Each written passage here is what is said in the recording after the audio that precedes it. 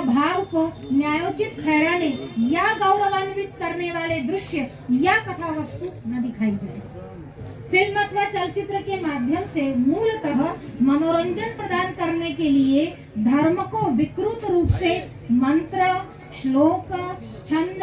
Number 2, film अथवा चलचित्र के माध्यम से अपराधियों की कार्य प्रणाली, अन्य दृश्य या शब्द जिनसे कोई अपराध या पाप अथवा धर्म विरुद्ध आचरण करना उद्युक्त होने की हो या बच्चे का रुझान जो है दूसरी तरफ करने की कोशिश की हो, बताएंगे कितने ऐसे इसको देखने से दोष पाप की संभावना नहीं है या है।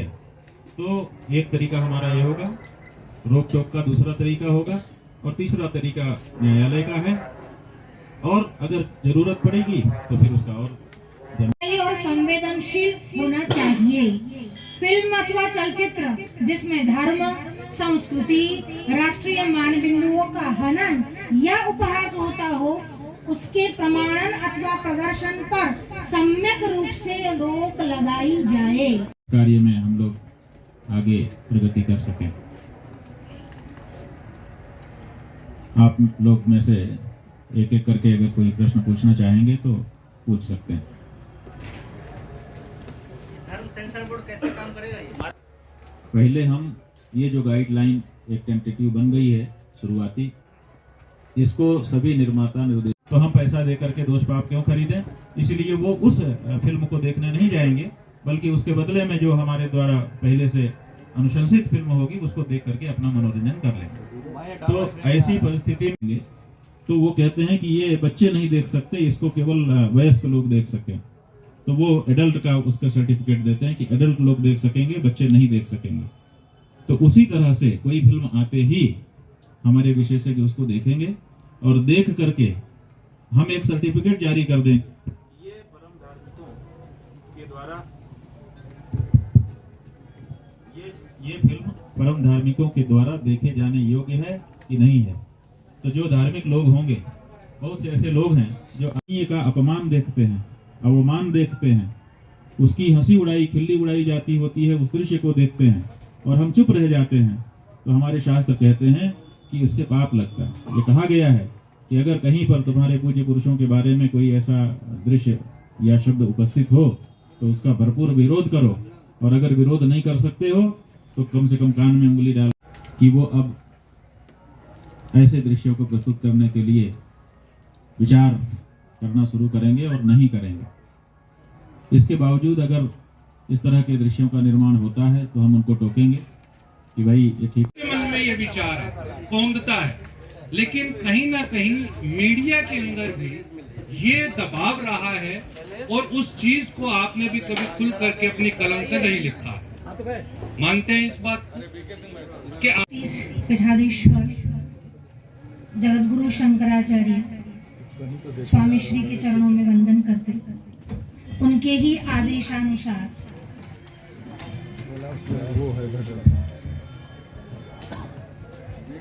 रख रहे हैं।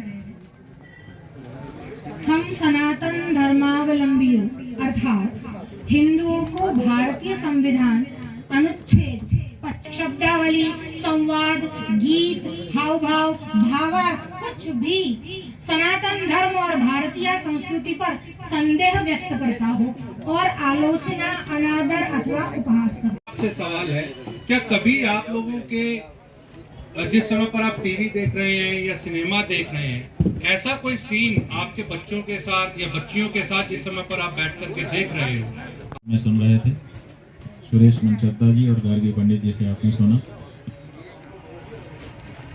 सब परिस्थिति आपको भी पता है। इसकी जरूरत पड़ गई थी। जहां जहां भी हम जा रहे थे हमसे लोग कह रहे थे कि इस बारे में कुछ करिए, और अंततः हमने निर्णय लिया कि ठीक है, हम खड़े होते हैं। और रोकने के लिए कानूनी रास्ता भी हमारे सामने है कि हम उसको परिवार स्थापित करें। जगह जगह हमारे लोग रहेंगे, वो परिवार स्थापित करेंगे। इसके लिए लीगल सेल भी हम लोगों ने बनाया हुआ है। और साथ ही साथ जो हमारे धार्मिक लोग हैं, परम धार्मिक जिनको हम कहते हैं, परम धर्म के पालन करता है कि जब एक सेंसर बोर्ड है तो दूसरे सेंसर बोर्ड की क्या जरूरत पड़ गई। तो आपको हम बताना चाहेंगे कि आवश्यकता ही आविष्कार की जननी है। पहले अपना सेंसर बोर्ड भी नहीं था। जब आपके देश में फिल्में बनने लगी तो फिल्में पहले बनने लग गई, सेंसर बोर्ड बहुत बाद में स्थापित हुआ, क्योंकि पहले जरूरत इसकी नहीं समझी गई थी। लेकिन बाद में जब फिल्में बन करके समाज में जाने लग गई और उसका दुष्परिणाम होने लग गया, तब हमारे देश की सरकारों ने, विशेषज्ञों ने, संवेदनशील लोगों ने सोचा कि नहीं, कुछ परिष्करण की आवश्यकता है, छन करके चीज जानी चाहिए, सब कुछ ऐसे चला जाना ठीक नहीं है, समाज में अच्छा नहीं जाएगा। उद्गार, शब्द, उक्ति या भाव को न्यायोचित ठहराने या गौरवान्वित करने वाले दृश्य या कथा वस्तु न दिखाई जाए।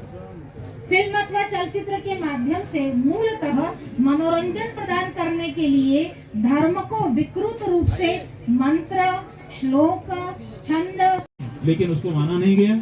इसीलिए हम लोगों को धर्म सेंसर बोर्ड, धर्म और सुनो तो मत। तो ऐसी परिस्थिति में हम ये बताएंगे कि जाने अनजाने आप पाप के और दोष के भागी हो रहे हो। ऐसे दृश्य इस फिल्म में हैं।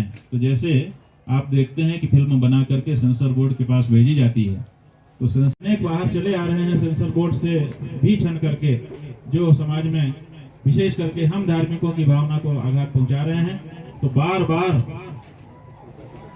कई बार यही सब दोहराए जाने के बाद हम लोगों ने पहले तो ये मांग की कि सेंसर बोर्ड में ही किसी धार्मिक दृष्टिकोण के व्यक्ति को, विशेषज्ञ को बैठा दिया जाए, ताकि वो कम से कम जब फिल्म देखी जाती है तो धार्मिक दृष्टिकोण